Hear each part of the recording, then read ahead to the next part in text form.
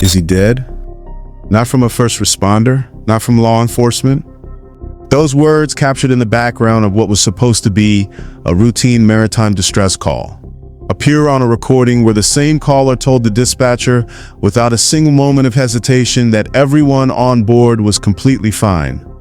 How about same call, same recording, two contradictory realities seconds apart? If you have followed this case, you already know the GPS data. You know the contradicting eyewitness accounts. You know what the autopsy returned. What you did not know until now is what was sitting inside an official records request the entire time, buried under static in the background of a call that has been played on national television. While someone on that boat was assuring a dispatcher that everything was fine, someone went back and listened. What they found does not match the story this family has been given. Nolan Wells' family has been fighting for the truth since July the 4th, and they need people watching this right now. Subscribe and turn on notifications, because what follows may be the most significant piece of audio this investigation has ever produced. Detail assistant, Vicky speaking. How can I help you? Hey, we're at the west tip of Horn, and our bilge pump stopped working. We're sinking. Can y'all please come? We have a membership. All right, of course. How far is the water coming up, sir? Can you give me a description? Ankles? Hello? Hey. Yes, how far is the water coming up, sir? It's coming up. We're just sinking. I don't know. Like we're going down now. All right, well, let's get you going. Membership number or phone number listed on the account, sir? I don't know the phone number. It's either Jerry Atkerson. I think it's Jerry Atkerson. Try that.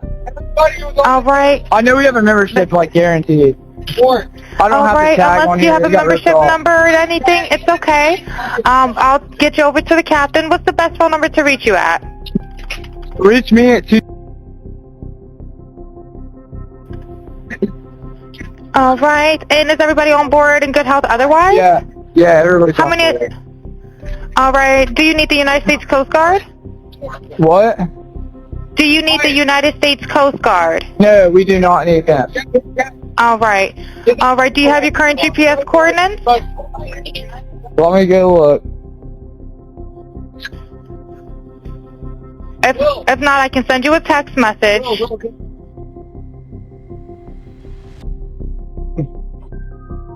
North. Alright, are you ready? Yes, sir. I'm available. North 30 degrees by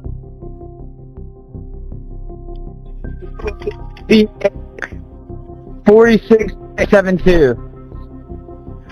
All right, 4672. All right, and you were breaking up a little bit. Can you just repeat it one more time to make sure I have it correct? Sorry, look. Hello, can you hear me? Yeah, what? So you're breaking up. If you need assistance, do you have a VHF radio? No, we do not have the VHF radio. All right, well, let's try to get you going because you don't have good cell phone reception. Can you verify your coordinates one more time? Okay, my coordinates are 30 degrees by 14.684 north, and then west by 88 degrees by 46.79. Right, looks like you're on Horn Island, correct? Are you Yes, on we are Horn at Island? Yes. All right, is the boat sinking or you have it aground? We were sinking, yes.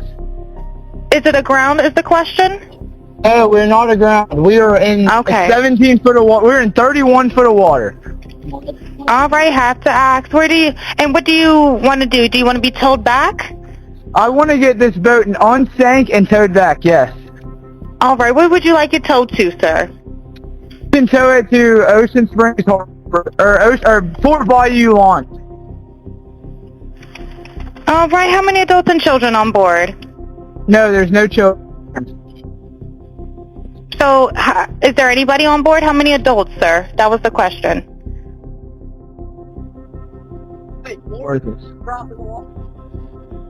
Hello, can you hear me? Cut jump in and pull the plug, Bart, while you're going. Hello, sir. Hello. Yep, I just need you to answer these questions so I can get you over to the captain. Okay. How many what's adults going on board? There's 0 adults on board. There's nobody on board the boat? No. Nobody right. here is over the age of 21. Sir, that was not the question. Is there a person? Is there a person, a living individual on the boat?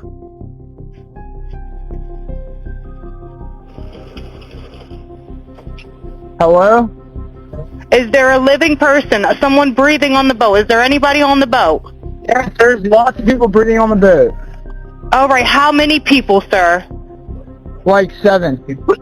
All right, thank you. Does everyone have life jackets on or available to them? Yes, we have life jackets available. All right, verify what boat's sinking. A Triton, 22-foot offshore, 22-foot Triton offshore sea flight hull. All right. All right. Please hold. I'm transferring you to the local captain now. Okay, thank you. This is Captain Seth. Hi, Captain Seth. This is Vicky from International. How you doing today? Doing good. How are you? Good, good. I apologize ahead of time. I really do. You're going to have a fee for service come up under Jerry. Okay. It sounds like a bunch of kids on board on Horn Island. He's letting me know that his father's a member, but he can't give me any information. And he's saying the boat is sinking. And he's on Horn Island.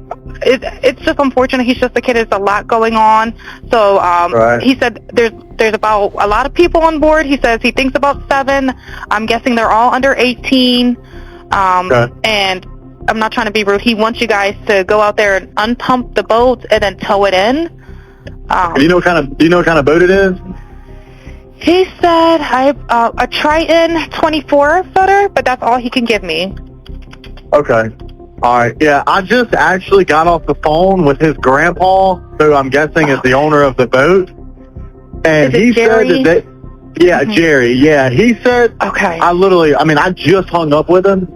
He said that they don't need any help right now, but if something changes, they'll call me back. So Oh, I'm guessing that they may have figured it out, because that's what he said. So they're in a panic and their boat won't crank. Yeah, they're in a panic. He's saying the bilge is not keeping up. I asked for Coast Guard. He said no, but he's just really upset on the back end. And, I get it. It's a kid. He just doesn't understand. Oh, okay. Do you still have him on the line? Yes, I still have him on the line. And again, I couldn't find, he couldn't give me anything regarding his grandfather's, membership, so it's just under Jerry fee for service. Okay. All right. Yeah, I just talked to, if you want to, we're so tied up right now, we can't really do any non-member jobs right now. Is Jerry a member? Did you find out if he was a member or not? Yeah, I'm not sure if it's his boat or what. I'm not sure what's going on with it.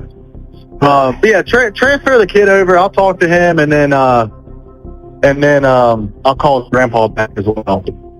All right. And did you want me to look up Jerry's membership number or anything like that to see if he's up? I know you guys are You can swamped. try this cell phone number. All right. Yep. Jerry. Yeah, he's an active member. Hold on. What kind of boat do you have on there? Same boat? Yeah, he's one. Yeah, he's one of your members. Yep, 22-foot Triton. All right. I'll just disregard this one. I'm gonna send you over an accurate one under this Jerry Ackerson one. Okay, he's one of your members. You'll get in a couple minutes. Okay. Okay, perfect. All right, and yeah, just transfer this kid over whenever you get a chance. All right, transferring him now. Thank you again, Captain. All Stay righty. safe out there. It's crazy. Have a drink. Oh, it's wild. All righty, thank you. Thank you. Alrighty, thank you. 22 days into this investigation, no official cause of death, no official manner of death, no date of death on record for Nolan Wells. That is not a gap in coverage. That is the preliminary conclusion of an independent autopsy announced Wednesday morning at the NOC National Convention in Chicago, conducted by forensic pathologist Dr. Roger Mitchell, funded by Colin Kaepernick. That alone should have been the headline. It wasn't, because while that report was being read aloud inside McCormack Place, a separate audio analysis was already circulating of a recording that appears to capture Nolan's name being called on a boat he was never supposed to be on. One of those two developments is going to end up in front of a grand jury.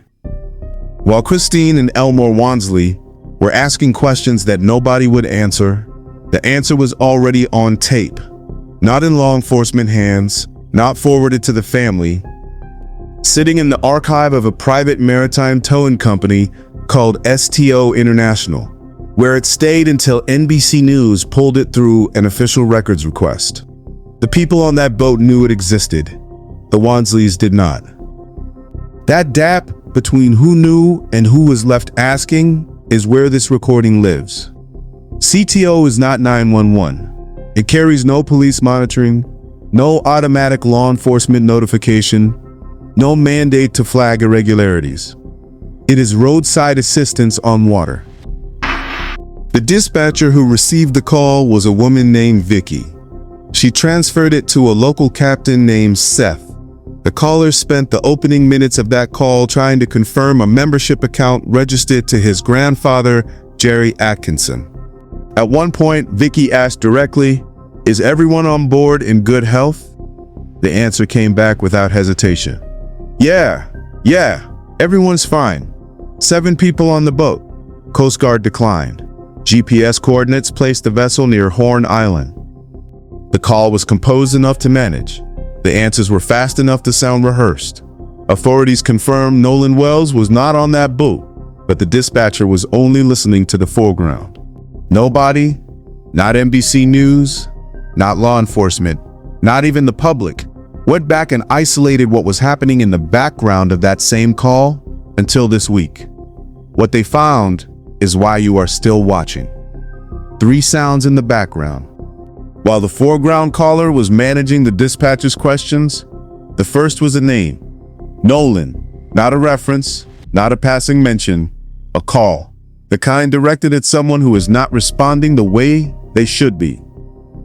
Urgent, specific, unmistakable. Nolan Wells, by the official account, was on Horn Island when that recording was made. Miles of open water between him and that boat alone on a barrier island off the Mississippi Gulf Coast. His name should not be on that recording. The second sound appears to be a question.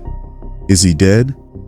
Captured in the background of the same call where the foreground voice told the dispatcher without hesitation that everyone on board was completely fine. Same call, same moment, 2 realities running simultaneously. The third is a direction spoken by name. Wyatt, check his chest. Wyatt Atkinson is the grandson of Jerry Atkinson, registered owner of the Triton vessel Nolan boarded that morning at the El Camino Real Road dock in Ocean Springs. He is on the boat. He is being directed to check someone's chest. 3 sounds, 1 recording, 1 caller telling the dispatcher everybody is fine. Both cannot be true. One of them is a lie, and the GPS was running the entire time, logging every movement, every position, every second of what happened next. It does not forget. It does not revise. What it recorded during the following 53 minutes has never been explained. A boat that is sinking does not crawl. That is not a theory. That is physics. A vessel taking on water moves with urgency toward shore, toward help, toward anything that stops the clock. It does not drift northbound across open water at the pace of someone walking a dog. Between 4:31 and 5:24 p.m. on July 4th, the Triton vessel that left Horn Island without Nolan Wells traveled 2.7 miles at speeds between 0.6 and 4.22 knots, walking pace for 53 consecutive minutes.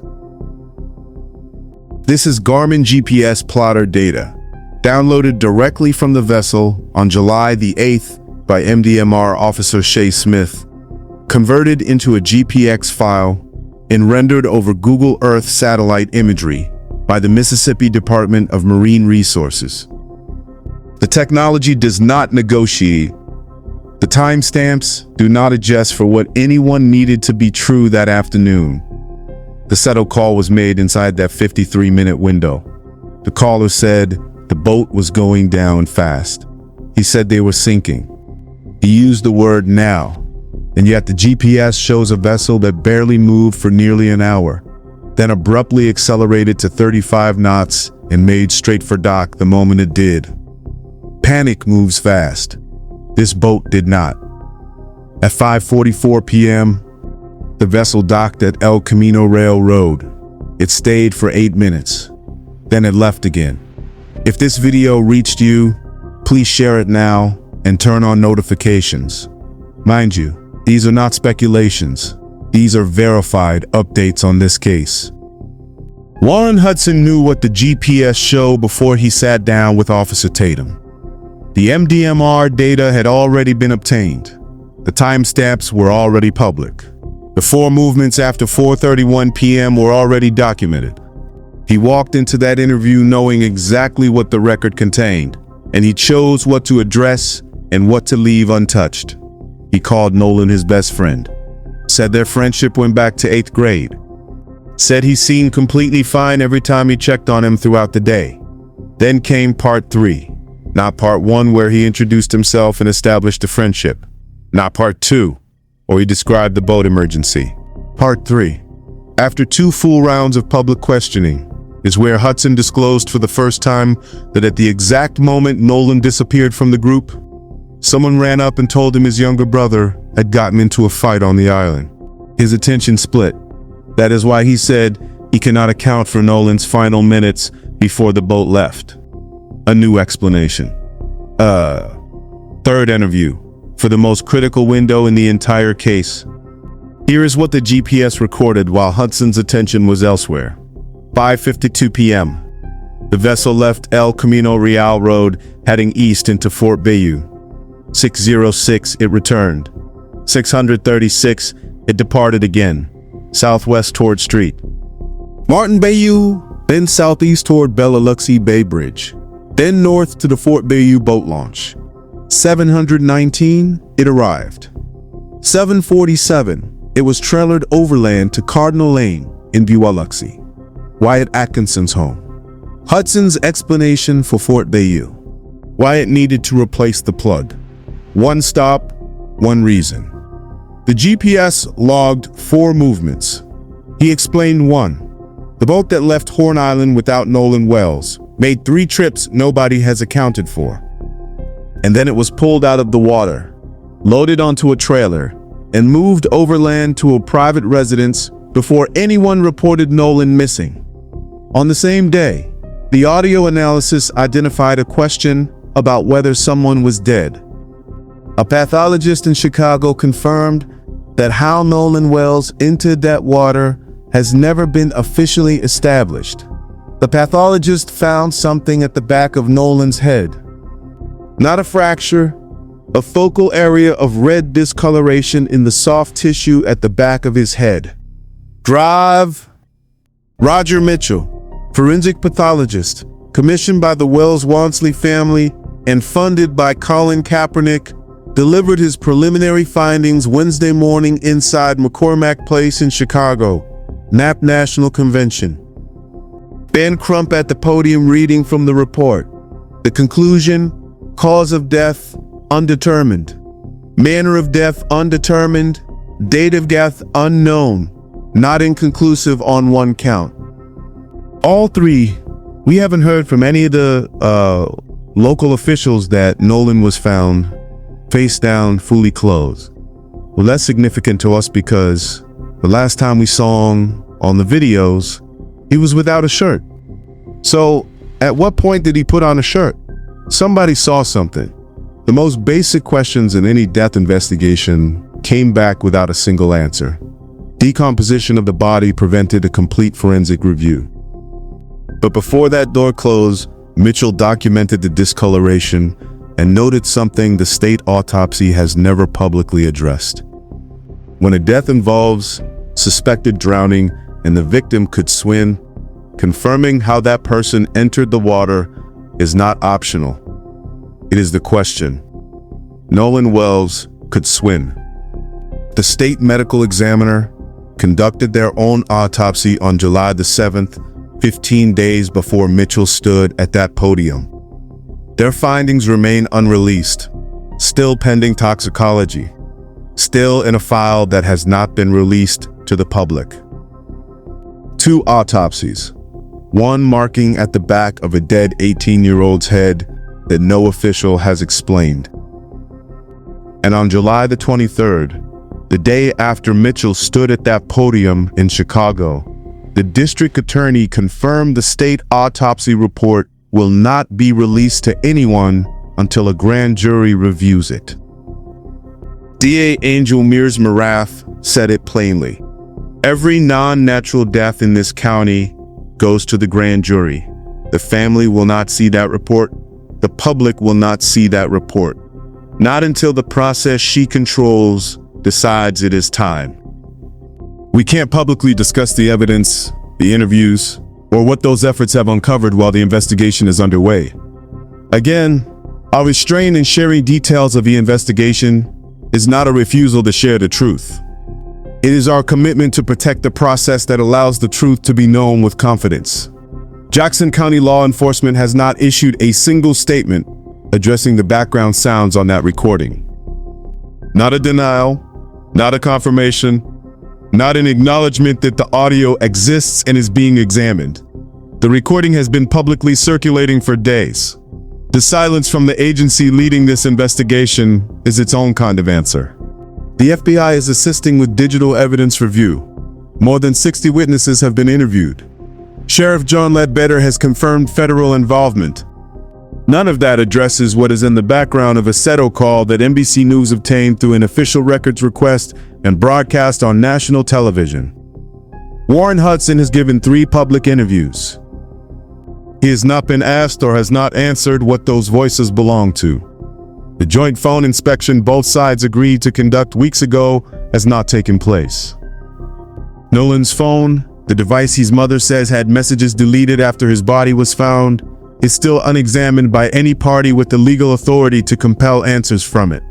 The grand jury moves when the sheriff's office decides it moves.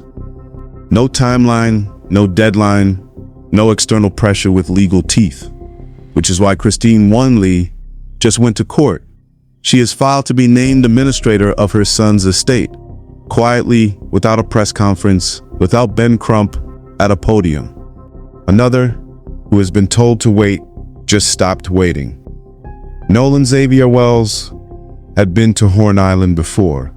July 4th was the one day every year that everyone went to the water. He knew the tradition, he was part of it. The year before, he had been on that same stretch of the Gulf Coast with some of the same people on the same kind of boat, celebrating the same holiday. He did not come home.